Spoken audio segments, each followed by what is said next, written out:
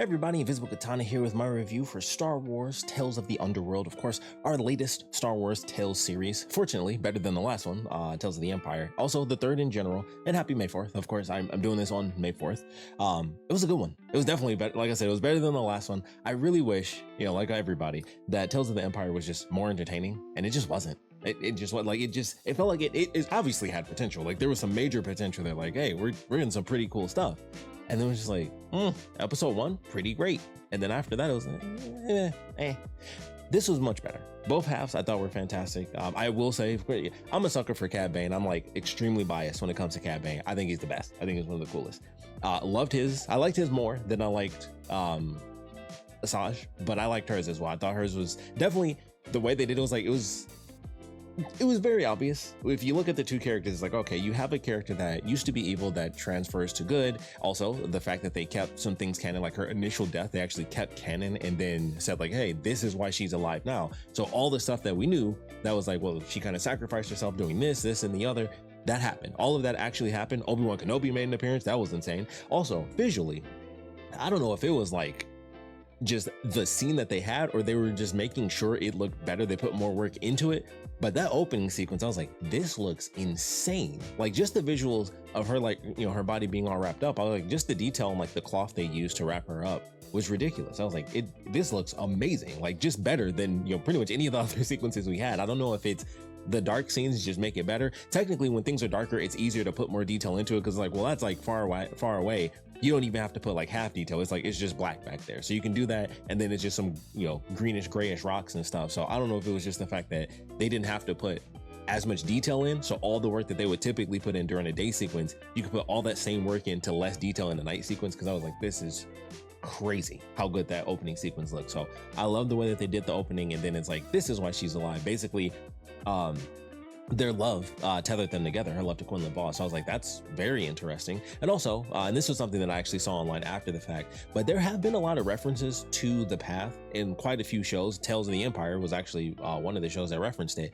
And they've done that multiple times. Now it's also in the games. I think technically like the early, one of the earlier versions of the path, of course, shows up in the, not the first game, not Fallen Order, but Jedi Survivor. They talk about the path and stuff like that. So they have been dropping a lot of hints that they might be moving towards actually doing something with that and doing like a whole thing with it, especially considering Quinlan Vos is like the main dude who's tied around that, because they reference him specifically, of course, in Kenobi. And then of course he's the guy that it's tied to in this as well. And it's like, oh, that would be interesting. They've done work with him. Obviously in Clone Wars, he had some moments, and obviously their actual story, it would be fascinating to see all of that play out if they actually, do all the animations and everything with it. So it'll be interesting to see how all that pans out, but they have made quite a few references to the path without it becoming a big focus. It's just kind of like, here's another side thing where it's like, hey, this is a part of the path. Maybe some main characters might be involved in it that we know of. I think specifically in the game was the most we really got out of that, where you kind of go to one of the, main hubs of operation for it.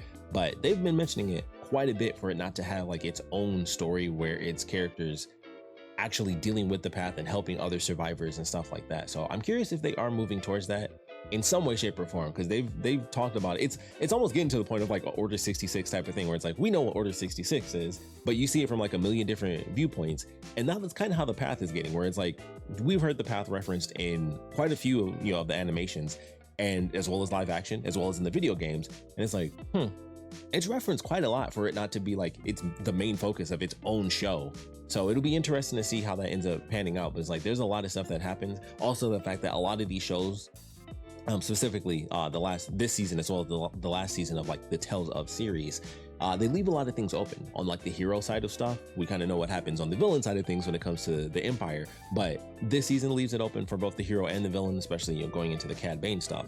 But I love what they did. I thought the action was actually really good. That was probably one of the highlights of this whole thing, was they did not skimp on the action. Like the episodes are much shorter, because it was like, I think they're all like 14 to 15 minutes a piece. So like, okay, they move along at a quick pace, but I felt like it was succinct but really good. Like as soon as the first episode ended, I was like, I already feel like I like this one more than Tales of the Empire. And maybe it was, partly due to like, some of the quick action that they kind of threw in there as soon as it happened. Yet another Inquisitor came in, looked cool, got killed. Although I'd say he probably died in the best way that we've seen so far out of like a one-note Inquisitor. Him getting just double stabbed through the back was like, okay. I mean, normally they do like, Ahsoka had like the instantaneous quick slash and nothing happened there. Merrick in Ahsoka, I almost said Kenobi again, but Merrick and Ahsoka, same thing. And obviously we know they don't really go into the details of that, but obviously he was like an actual reincarnation. He wasn't even actually a character. He was already dead, and that's why he just poofed into like some smoke. But once again, it was just like a boom, quick slash. So Ahsoka got 2 out of 3 with just quick slash, they're gone. And then in this, we actually at least got a fight sequence. And you know, Asajj was kind of knocked down and just waiting to see what was going to happen. And then the kid just boom, 2 in the back. I was like, I like this kid. I liked him from the instant they had that first fight sequence. I liked him because she struck her lightsaber and he was just like, boom, let's go. And I was like, I like this kid. So if he never shows up again, which I don't expect him to, like whatever, but I was like, I kind of like him. I like him. I think it's Lyko was his name, if I'm not mistaken. Horrible with names when it comes to characters, but especially brand new characters. But I like the character. I was like, okay, you know, he's definitely classic kid Jedi, and like everything he does is like he's upbeat and like, hey, you can help me and we can help each other. Like it's like, you do seem like a Jedi. Like it's that classic upbeat child Jedi stuff going on. But he was killing. He killed quite a few people, and I was like, I like this kid. Like he's upbeat when it comes to like the normal stuff, but he's just like every other Jedi where it's like when it's wartime, they kill. Hands down. He was like, oh, she got her lightsaber, I got mine too. And they just chop some people down. I was like, okay, this kid doesn't play. Like he doesn't F around. Like, I don't want to kill stormtroopers. He didn't say a word. Her lightsaber was on, his lightsaber was on. They murdered them and they were out. I was like, okay. Like I said, I don't know if he'll ever come back. Asajj, I'm sure, will make an appearance. They kept her alive. Like she kind of has to come back. But I don't know if we'll ever see him again. If we see her, I assume we'll see him because, you know, now they're doing the buddy cop thing, you know, mentor and her, you know, a new apprentice in a sense. So I'm sure we'll end up seeing that. But I thought that was fascinating. I was like, oh, normally when they do like the kid stuff, it's like they're either inexperienced is the one thing. Even if they're like willing to do it, they don't have the skill to do it, or they're just not willing to do it at all. And he had both, at least to the extent that he needed, because, you know, he fought stormtroopers and stuff. Like I don't think he could have taken on the Inquisitor. Like Asajj, you know, kind of needed his help there. But I did love the fact that she went up against him. And then the kid tried to help. He got swiftly kicked. Like if you saw Invincible, it was very akin to that. I was like, oh, he jumped in, he was out. So he tried and he was out. And then it was like, okay, but she got a second lightsaber. And I was like, and now she's ready to fight. I was surprised that she actually still got knocked down from that. But I will also say, I love their use of force powers. She force pushed the guy. He force pushed her, I think like 2 separate times. But the way that they were fighting, I was like, it's either like you clash and that's about it, and you jump around a bit, or they use their force powers. It tends to not have like a good enough balance, but they were kicking each other, tripping each other. They used force powers to push each other away, and they were using their lightsabers. I was like, this is what I like to see. Like show all the different moves. And she was hopping all over the place. Like I didn't realize exactly how acrobatic she truly was, and probably because she always has 2 lightsabers most of the time, so she doesn't need to move around as much. She can just block, you know, everything. So seeing her with one was more fascinating because we don't really get that a lot. You know, when she pops up in the Bad Batch, she takes them down. We don't even actually get to see the fight very much, but it was interesting to watch this and be like, oh, this is the first time I've really seen her with one lightsaber. And it makes more sense that she's such an agile character and she actually has to move around a lot more. Like she does this one spin, I think like 3 times, like how Obi-Wan always does like his unnecessary spin, but it looks cool, so we love it. And she does a spin where I swear she flips the lightsaber upside down and like twirls it all the way around her whole body and then blocks again, or like she turns behind her back and blocks. Like she does it like 2 or 3 times. They have that same animation. I was like, that's almost like her little signature deflection move. But thought she looked really cool. I would have loved it if she got 2 lightsabers at another point and they had like, you know, another cool fight. But it was nice to see that where she goes with one lightsaber and then she gets the second one and they, you know, they'd have that back and forth. But I like the, you know, the transition from place to place with their story and how she's helping this kid. They end up finding an old Imperial officer and he knows who she is. And so he's happy to meet her. It was like, you know, you were in Count Shadow and we were very happy for it.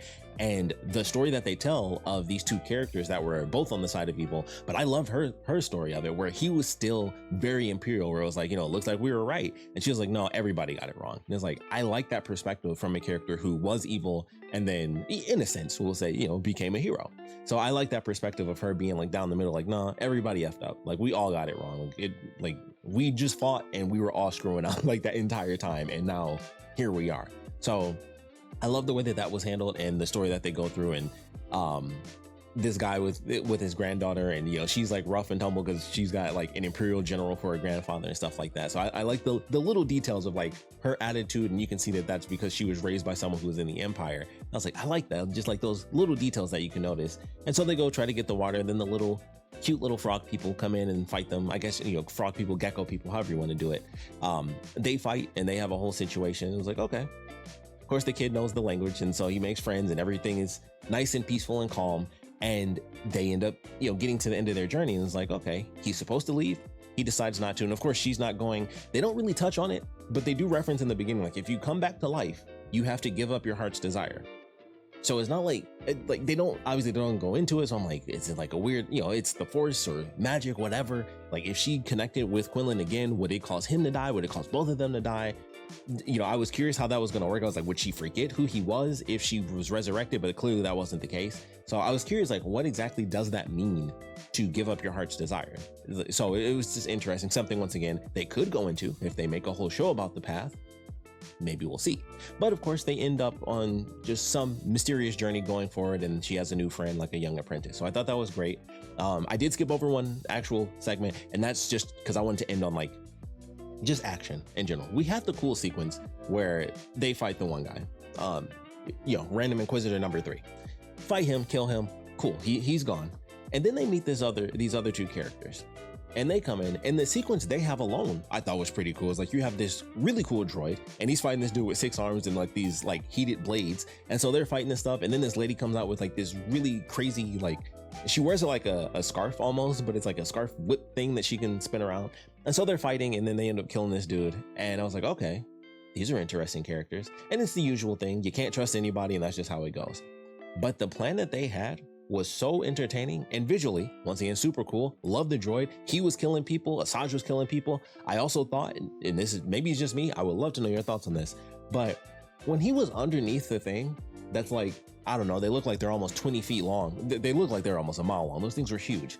At no point did it make sense for him to just be like, maybe I should just crawl out and just hide from these guys at all. Like, he knew where they were going to look. He knew that they would just go, let's see underneath the thing and see what's going on. And he was just there the whole time. I was like, is there no way he could have just crawled out to the side or just like hunched between the treads or something like that, just to give them a little more time? Like, he just stood there the whole time, and then they look under, it's like, oh, it's a droid. I'm like, why didn't he move at all? Like, it made no sense to me. So I would love to know your thoughts on that. But when I watched the episode, I was like, why wouldn't he move? Their whole thing is like, we got to stealth in and get this. They're on an Imperial base.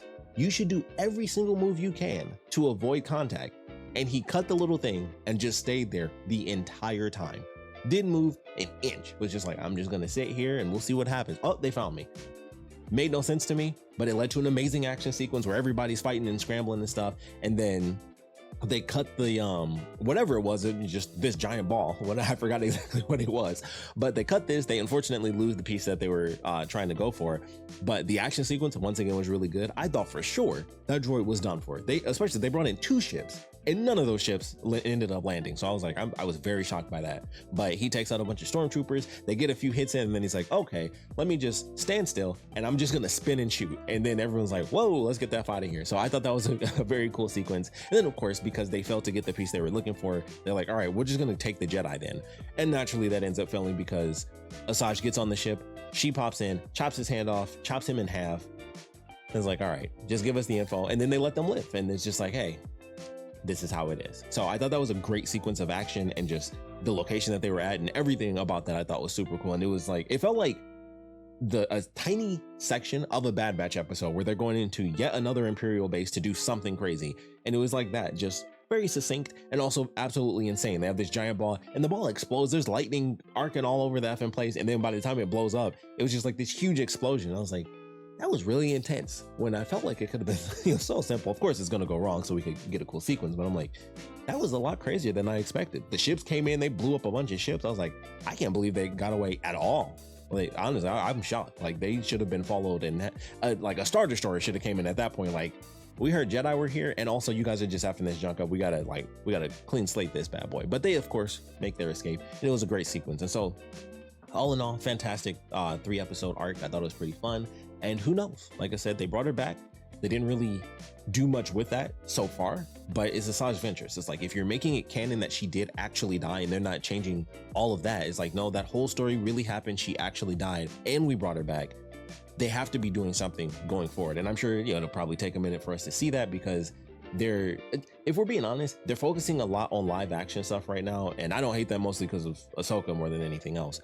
But with a lot of these side characters, it's like, well, I would love to see them come back in more ways than just, hey, here's tales of whatever. It's great, but it does focus on like 2 people at a time. Like, here's 3 episodes of this person, here's 3 episodes of this person. And that's how it's been since season 1. And the first season was old characters. We got some amazing new content, but those are old characters. I mean, technically all the characters are old characters. I don't know, I said it like that. But, it's like filling in, blanks and stuff like that. And I'm like, okay, there's a lot of extra stuff you're adding to these characters, including absolute resurrection.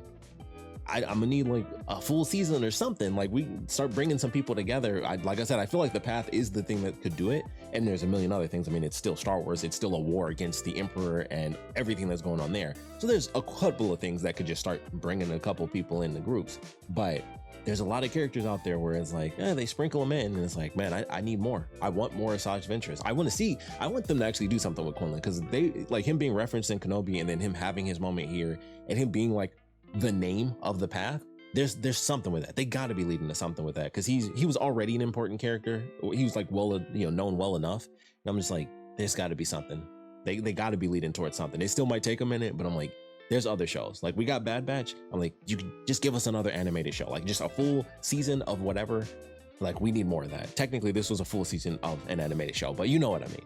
So I'm looking forward to that. If it happens, obviously I'm just hoping, but I feel like there's a lot happening. Like, there's so many bits and pieces of characters that we don't know what happened to them, whether, they were in Ahsoka or not. And things are just like, they're just kind of out there somewhere. So there's stories to be told. It's easier to do in animation for sure. So that's what I'm hoping for, but we'll just have to wait and see. I know Visions is like our next animated thing, but obviously that's a totally different perspective compared to like the Clone Wars animation that they do and stuff like that. But I'm hoping for more. We'll see what ends up happening. But of course, part 2 of this amazing season, Star Wars Underworld, Cad Bane. I love Cad Bane all the time, every time. Whenever he shows up, I don't care what it is. Absolutely amazing. I still remember him showing up in Book of Boba Fett. I knew it was him as soon as they showed him. They didn't hint that he was coming. They didn't do anything. There was just a blurry man standing in the background, and I was like, oh my God, it's Cad Bane. And of course it was. Was he very light blue and not looking like he does in animated form? Yes. Did that bother me? Yeah, it did. It was a weird choice. Like, you already did fake makeup. I don't understand why they wouldn't just do like the longer face. I don't know. I don't really care at this point. He still looked cool in that. And technically, I still bought like we don't need to discuss the amount that the figure cost, but I bought a figure of that. That still looks absolutely amazing. But animated Cad Bane, the origin of Cad Bane, the illegitimate child of Cad Bane, is the craziest thing I never would have expected. We got his origin as a kid. We see like the literal influence, like the dude, he had the toothpick and everything, and even the hat. And I'm like, this is the guy. This is where like the coolness of Cad Bane comes from. He even copied the toothpick. It was crazy. And then we see him with his buddy as a kid. And then his buddy got captured by the cops. He got to go off with the outlaws. Episode 2, bit of a time skip. Hey man, you left, you went with the outlaws, you became Cad Bane. I forgot the name that he actually was, beforehand. It was like, you calling yourself Cad Bane now? And his buddy was like, yeah, I became a sheriff. Like, hey, things are different now, but we're trying to fix the town. Like, please don't cause a problem. Like, I know your reputation. Hey, let's be calm here. And then, of course, things go exactly as we thought they were going to go, in a much darker way, too, because he goes to the store that was like the place where they ended up splitting up. And he sees a reflection of himself, and he just like, in a sense, like blows his own brains out. Like, he just shoots through the glass of this image of young him and then just throws a thermal detonator in there. And I was like, man, this is really good. And of course, visually, absolutely stunning. And it's nighttime, and it's the flames and like the cop cars and stuff. And of course, the marshal was like, hey, you might want to stay out of this. Marshall goes down to do his thing. Of course he dies. I'm like, it's Cad Bane. Like, even with it being a flashback, I could know it could be brand new. And I'm like, I'm sorry, I don't think Cad Bane's losing. I hate to break it to you. It could be the newest Star Wars thing that was ever made. If Cad Bane showed up, I'd be like, I'm sorry, you're gonna lose. I'm still also debating, we're gonna say hoping, that what happened in Boba Fett was just like, he is alive. Like, there's been those rumors, like the beeping noise, all that crap, because that was a garbage way to do that. If that becomes definitive canon, of course. We're saying if, because we technically don't know. They barely knew what they were doing with the Book of Boba Fett, but we don't have to get into that right now. So I'm hoping he makes a comeback somewhere down the line. But as of now, he kills the sheriff. His buddy shows up. He's got a lady. She's like, hey, we got to get out of here. Like, and the way they did it was so good. was like, there's more at stake than you know. And I'm just like, okay, sure. So she tosses the blaster, and he's like, oh, you're a traitor. And he's like, you don't get it and stuff. And then they do the time skip. The final episode comes out, and he was in prison for like a couple years. And it's like, oh, hey, these two dudes that used to work with him are showing up. No big deal. He's got a kid. The kid is blue. So I'm like, okay, no big deal. I'll say this is really funny. Because I was like, man, wouldn't it be crazy if he like ended up with her? That would be like so messed up. That would be so crazy. But at the same time, it's like, hey, he's gone forever type of deal. What if that happened? I thought that was crazy, and this is when he was getting arrested. This was before the time skip. And I'm like, wouldn't it be crazy if they ended up together? Because that's almost like a classic thing. Like that, man, like you don't want to do that to Cad Bane. Like, but wouldn't it be crazy? His best friend and his lady, because clearly they were together. It was very obvious. And I'm like, wouldn't that be nuts? And then the time skip happens. We get our final episode. And then this dude comes around and they're like, oh, what happened to her? Oh, she's gone. It's like, oh man, you're like, he's going to be mad when he finds out you married her. That's nuts, right? And I was like, that's crazy. And before that, this was obviously before they said, the bits and pieces are starting to pop into my head. And I'm just like, okay. Obviously, in my head, first thing I thought, well, they couldn't be together. He's got a blue kid. Like, so they're two green people. They're going to make a blue kid. It's like, all right, recessive genes, whatever. I wasn't thinking that. But I'm like, he's blue. That's not his son. That's not his son. So obviously he married somebody else. Whatever happened, and he doesn't know the full story. And, maybe she died in some other way and something like that. That's a part of the story he doesn't know. And then they go through the bits and pieces, and it's like, he married her, and it's like, okay, well, that's weird because he's got a blue kid. That doesn't make any. How could they be married and his son's blue? And then I was like, whoa. Realizations. Cad Bane has a son. As soon as he said it, I'm just like, holy crap. Illegitimate child of Cad Bane. Well, it's not an illegitimate child. That's not how that works, actually. In a sense, I mean, this Cad Bane, any kids he has, you have to consider illegitimate because would he take care of any of them? If you really think about it, would he take care of any of them? It might be a little too late. It's certainly too late for the kid he actually has because you can't do what he did and be like, hey, I'm your dad. I can totally smooth this over if you like. He can't, and he knew he couldn't. But the way they did it, and it was just like, it was a ticking time bomb because I'm like, it's Cad Bane. I don't think this is going to end happy at all. Like, there was no part of me that was like, somehow they'll fix this. Somehow his buddy will just tell him what happened. And even when he tried, they actually did do the thing where the characters are about to talk and it's like, she didn't get to tell you the whole story. And he's like, I'm done listening to stories, especially because of the part where she was already dead. And it was like, you married her.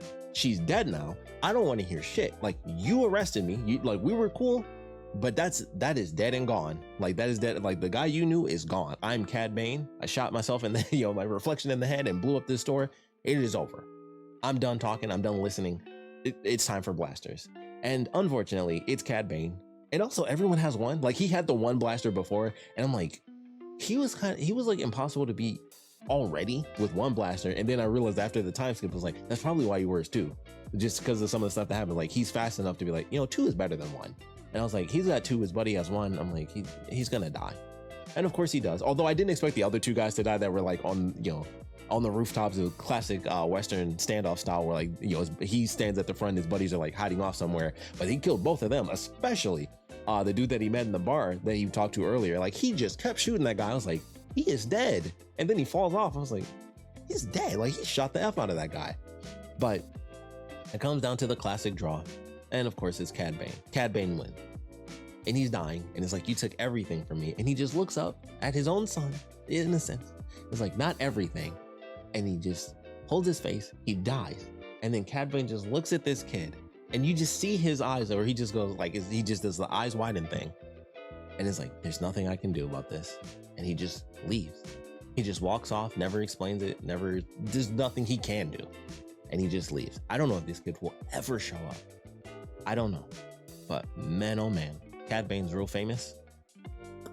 And revenge is a real easy thing in Star Wars. So we'll see what happens. But that was done. I don't know the exact time frame. I would still say that was super early because obviously Cad Bane was already an adult like during Clone Wars. So this feels like it was even before Clone Wars or like very early on. It the way they did it, it was like 5 years. It seemed like when he got arrested, him getting out in that next episode was him getting out for the very first time ever, which makes a lot of sense because the kid was still young and he'd never seen the kid ever. So clearly when he got arrested in episode 2, episode 3 was the first time he'd been freed at all. So he like instantly came back home. That was like the first thing he did was like, yeah, I'm coming back home. That's about it. I'm coming home right now. So he was clearly already there for quite a while because the kid seemed like he was around 10 or so. So and they thought he was going to be in there for like 5 more. So he went to, which makes sense. I mean, he straight up, he blew up a thing and then like killed a couple cops, including like the actual marshal of the town, and just killed him. Like he put him right down. So it makes sense that he'd be in jail for like quite a while. But that was nuts. It means like with the time that we've had, especially if you're going with, Book of Boba Fett style, that's after the original trilogy and Cad Bane still walking around doing his thing. His son could easily be out there just trying to find his dad.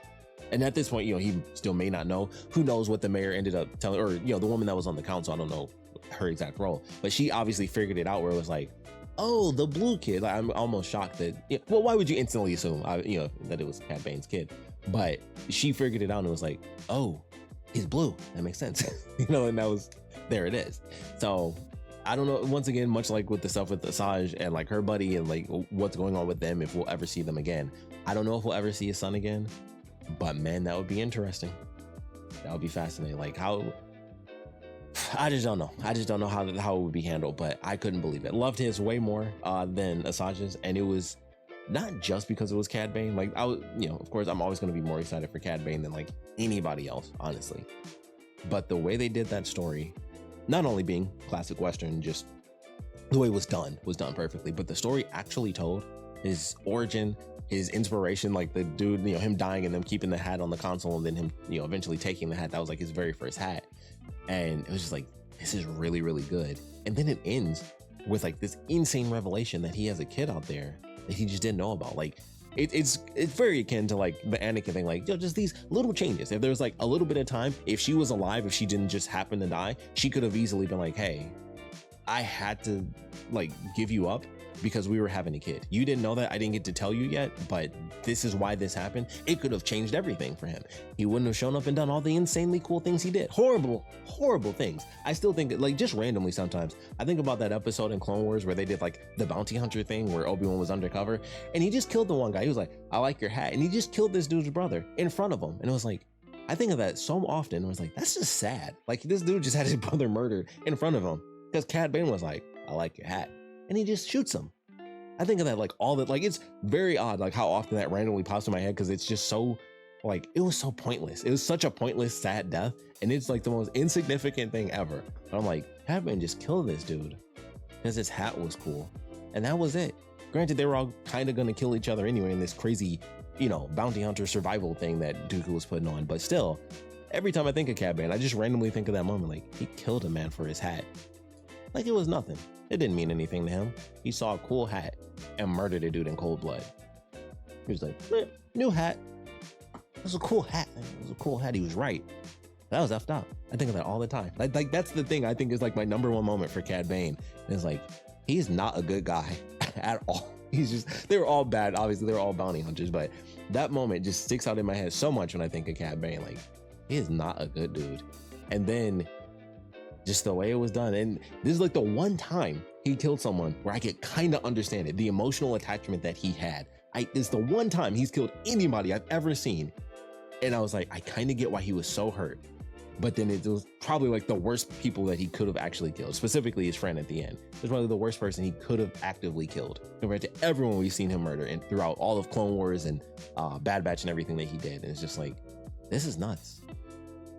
Cad Bane has a son. Wild story. Absolutely amazing. Absolutely loved it. But we'll see what happens going forward. I always want more Cad Bane.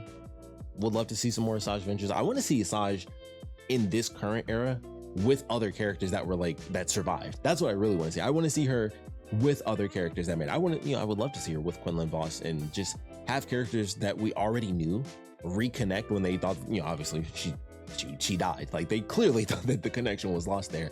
I'd love to see them reconnect. They could tap into that. There's so many elements with that and magic and what that means, like giving up, your heart's desire. All that stuff is like, what does that mean? Like, if she does get with him, is she cursed? I don't know. They didn't explain it. So there's something there that they can go into and they just kind of, they just threw it out there. Like, you give up your heart's desire. What the F does that actually mean? Because it's not like she forgot him. It's not like she couldn't have chosen to go there. She just decided not to. Maybe she doesn't even know what it means, but I'd like to know. Maybe we'll find out later on. But for now, I would love to know your thoughts on Tales of the Underworld. I would love to know your thoughts on Tales of the Empire. Tales of the Jedi was the very first one. Did we have a Tales of the Sith? No, we were close. I think the Tales of the Empire was the one that was like closest to Tales of the Sith, and we do need one of those. It's got to be the next one, right? Like they're right there. They're right on the cusp. It's like everybody knows. Like we wanted Tales of the Sith. Is it going to be a Vader episode? I don't know, but in my head, if we get Tales of the Sith, it's somebody. Darth Maul, Darth Vader. That's all I need. That would be the perfect. That potentially could be the most perfect thing ever. 3 episodes of Maul, 3 episodes of Vader, especially with us getting the new Darth Maul show. Just saying.